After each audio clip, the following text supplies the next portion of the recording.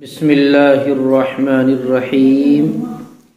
میرے عزیز ساتھیوں، بزرگوں، پیاری ماں بہنیں، دیکھیے اللہ تبارک و تعالی نے انسان کے اندر دو چیزیں رکھی ہیں۔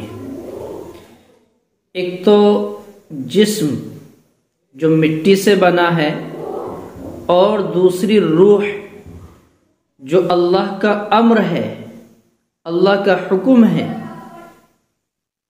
یہ دو چیزیں انسان کے جسم میں ہیں۔ ان دو چیزوں کا انسان مرکب ہے۔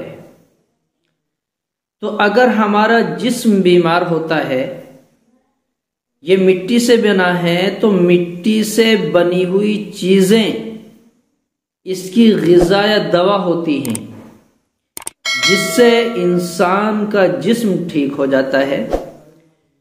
اور اگر روح بیمار ہوتی ہے تو اس کے لیے اللہ کا امر جو روح ہے، تو اللہ کا ذکر ہی اس کے لیے قابل شفا ہوتا ہے۔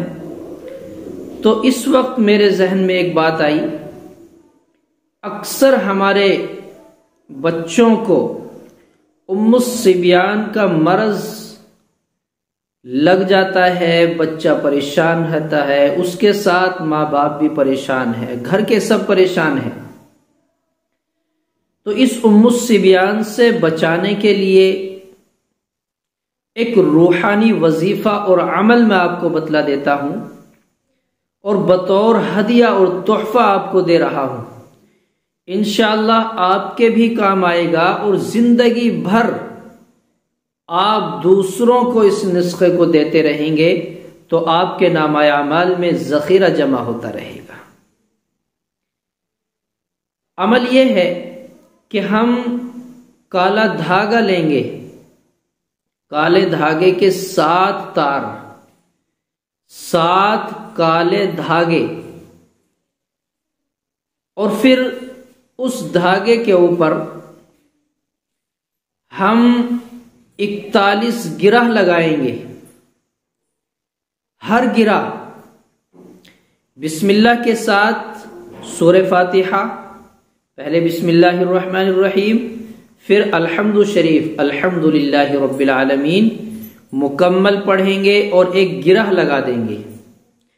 اس طرح ہر گرہ پر 41 مرتبہ سورہ فاتحہ الحمد شریف بسم اللہ کے ساتھ 41 گرہ اس طرح لگائیں گے۔ محنت کا کام ہے، بعض حضرات اشکال نہ کر دیں، ان کے اشکال سے پہلے میں یہ بتا دیتا ہوں کہ 7 گرہوں پر 7 مرتبہ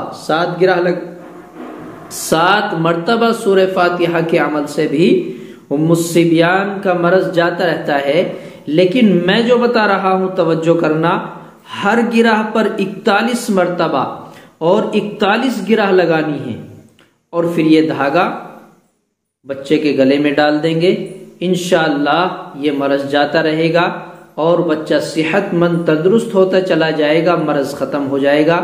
یہ عمل، یہ نسخہ مجربات میں سے ہے، اس کا بارہا تجربہ کیا گیا ہے، اور یہ نسخہ ہمارے اکابرین نے ہمارے لیے متعین کر دیا ہے۔